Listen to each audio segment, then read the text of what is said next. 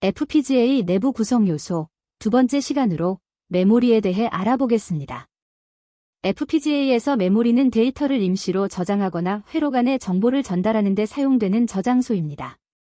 설계자가 원하는 기능을 구현하기 위해 사용되며 여러 종류의 형태가 있습니다. 대표적으로 블락램이 있습니다. 고정된 용량의 메모리 블록으로 빠르고 효율적입니다. 주로 버퍼나 캐시처럼 중간 데이터를 저장할 때 사용합니다.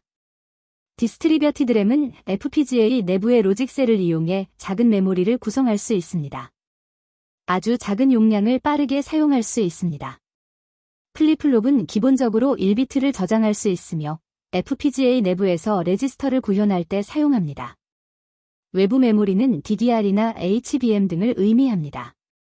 매우 큰 용량의 메모리가 필요할 때 사용합니다. 블락램은 FPGA 내부에 고정적으로 배치된 메모리 블록으로 하나의 블록은 최대 36Kbit까지 저장할 수 있습니다.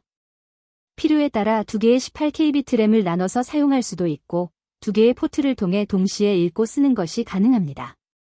블락램은 다양한 용도로 활용되며 특히 파이포나 버퍼, 캐시처럼 빠른 액세스가 필요한 구조에 적합합니다. 또한 ECC 기능을 통해 데이터 오류를 자동으로 수정할 수 있고 여러 개의 블락램을 연결해서 더 큰 메모리 구조를 만들 수도 있습니다. 실제 설계에서는 이미지 처리나 네트워크 패킷 처리, DSP 개수 저장 등 다양한 분야에서 블락램이 사용됩니다. 비바도에서는 블락 메모리 제너레이터 IP를 통해 쉽게 구성할 수 있습니다. 디스트리뷰티드 램은 FPGA의 내부에 있는 LUT를 활용해서 구현되는 메모리입니다. 울트라 스케일 플러스 기준으로 LUT 하나당 64비트를 저장할 수 있고 하나의 슬라이스램에서는 최대 256비트의 듀얼 포트램 또는 512비트의 싱글 포트램을 구성할 수 있습니다. 이 메모리는 별도의 블락램이나 울트라램 블록 없이 로직 내부에서 바로 구현되기 때문에 빠른 액세스가 필요한 소규모 데이터 저장에 적합합니다. 예를 들어 레지스터 파일이나 상태 저장, 플래그 처리 등에 자주 사용됩니다. 읽기 동작은 비동기적으로, 쓰기 동작은 동기적으로 수행되며 롬이나 시프트 레지스터로도 활용할 수 있습니다. 일반적으로 64비트 이하의 데이터를 저장할 때 가장 효율적이며 그 이상의 경우에는 블락램이나 울트라램을 사용하는 것이 좋습니다. 이제 예제 코드를 통해 메모리 사용 방법에 대해 살펴보겠습니다. 예제 코드는 싱글 포트램 모듈로 16비트의 데이터 256개를 저장하는 메모리를 생성합니다. 속성을 블락으로 지정해 블락램 리소스로 매핑하라는 지시어가 있습니다. 16비트를 256개 저장하므로 약 4Kbit 크기의 메모리입니다. 메모리 용량이 64비트보다 크기 때문에 블락램을 사용하는 것이 효과적일 수 있습니다. 합성된 결과를 보면 RAMB18E2 프리미티브가 사용되는 것이 확인됩니다. 임플러멘테이션을 통해 배치된 블락램의 신호들을 보겠습니다. 블락램의 입출력 포트들은 입출력 패드들과 연결되어 있습니다. 라우팅 리소스를 통해 각 신호들이 연결되고 있는 것을 볼 수 있습니다.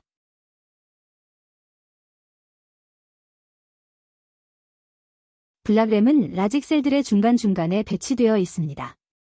보통 연산 로직 바로 옆에서 데이터를 읽고 써야 하므로 중간에 배치하여 배선 길이를 짧게 하고 지연 시간을 줄여야 하기 때문입니다.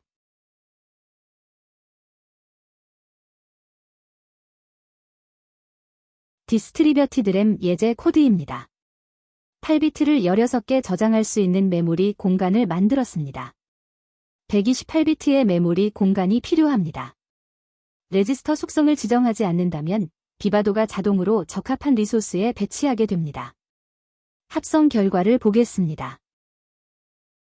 블락램이 아닌 CLB 형태의 램의 구성이 된 것으로 보입니다. 정확한 확인을 위해 임플러멘테이션 이후에 배치된 상태와 리소스 사용량을 보겠습니다. 네트리스트에서 어떤 셀들이 사용되었는지 확인해 보겠습니다. 램 관련 블록들을 선택하니 슬라이스램의 LUT가 사용되고 플립플롭이 사용된 것이 확인됩니다. LUT는 입력 포트와 연결되고 플립플롭의 출력은 출력 포트와 연결된 것을 볼 수 있습니다. 리소스 사용량을 보면 블락램은 없고 LUT 에즈 메모리와 LUT 에즈 로직이 사용된 것이 확인됩니다. 즉, 디스트리뷰티드 램 형태로 배치되었음을 알 수 있습니다.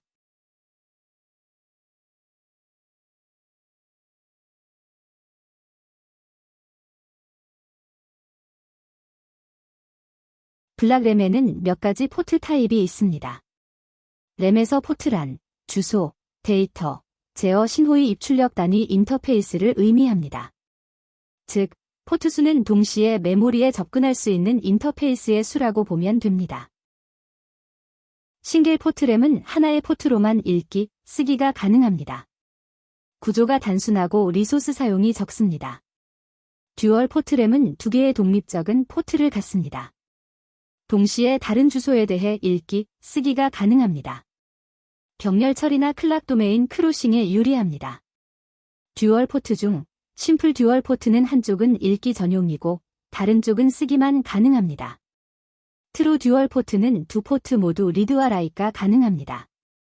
그렇지만 같은 어드레스를 동시에 쓰는 것은 충돌이 발생하기 때문에 이런 상황은 피해야 합니다. 비바도에서 램을 설계할 때는 HDL 코드로 비헤이비어럴 모델을 직접 작성하는 것과 IP를 생성해서 사용하는 방법, 프리미티브를 인스턴스하는 방법이 있습니다. HDL 코드로 작성하는 방법은 앞서 예시 코드에서 사용한 방법입니다. 코드가 간결하고 직관적이며 재사용성이 좋습니다. 그렇지만 리드 레이턴시나 출력 레지스터 등 정밀한 제어가 어렵고 비바도가 의도와 다르게 리소스를 추론할 수 있습니다. IP 코어를 사용하는 방법은 IP 캐털로그를 통해 메모리를 생성하는 방법입니다. 다양한 옵션을 선택할 수 있으며 확실하게 블락 램을 선택할 수 있습니다.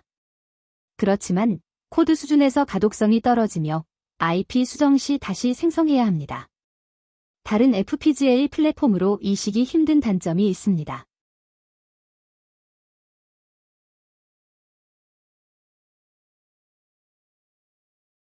프리미티브 직접 사용은 매우 세밀한 제어가 필요합니다. 정확한 추론 대상을 지정하는 방법이며 여러 기능을 활용할 수 있습니다. 그렇지만 코드가 복잡하고 설계 시간이 오래 걸리며 하드웨어에 대한 이해가 필요합니다. 플랫폼 종속적이며 추상화 수준이 낮습니다.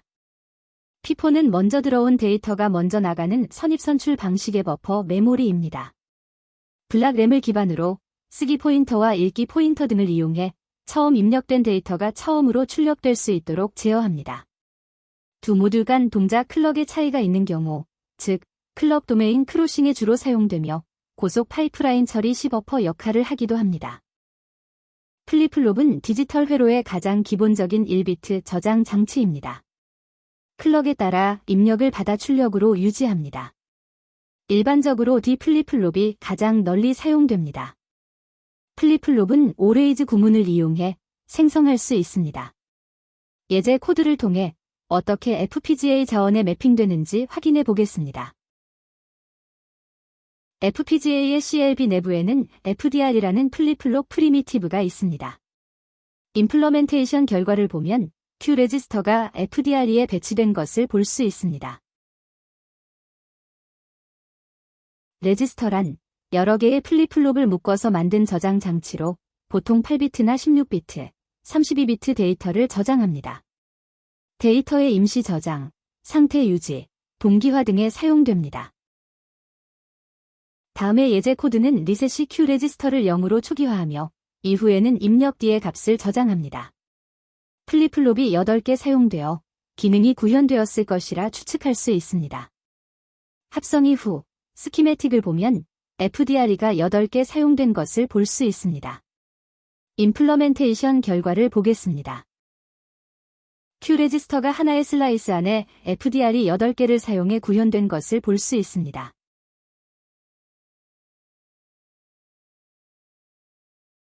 실제 FPGA 디자인에서 파이프라인 스테이지나 FSM 등은 레지스터를 사용하고 메터스터빌러티 및 CDC, 카운터, 타이머 등은 플립플롭을 이용해 구성합니다. 사실 모두 같은 플립플롭이지만 저장소의 개념으로 사용되면 레지스터, 제어 목적으로 사용되었다면 플립플롭으로 표현하는 경우가 많습니다.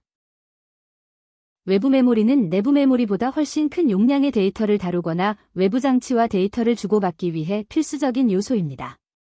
DDR SD램, SRAM, QSPI 플래시, HBM 등과 같은 외부 물리적 메모리 칩과 연결되어 사용하는 구조입니다. DDR4 연결을 예로 들면 먼저 DDR 컴포넌트와 직접적으로 연결되어 전기적 신호를 처리하는 계층인 파이가 요구됩니다. DQ나 DQS 등 주소, 명령, 제어 신호 등을 직접 생성하며 타이밍 캘리브레이션, 레지스터 설정 등의 역할을 합니다. MIG는 자일링스에서 제공하는 DDR 메모리 컨트롤러입니다. 이 컨트롤러는 파이를 포함합니다. 따라서 이 IP를 사용해 DDR과 연결하면 파이를 따로 설계하지 않고 MIG와의 통신 블록만 설계하면 됩니다. MIG와의 인터페이스는 AXI 표준을 사용할 수 있어 유저 로직에서 쉽게 제어가 가능합니다. 메모리는 FPGA 디자인에 꼭 필요한 요소입니다. 다양한 메모리 리소스를 필요에 맞게 사용하기 위해서는 FPGA 리소스를 파악하고 대역폭과 필요 용량 등에 대한 검토가 요구됩니다. 그럼 시청해주셔서 감사합니다.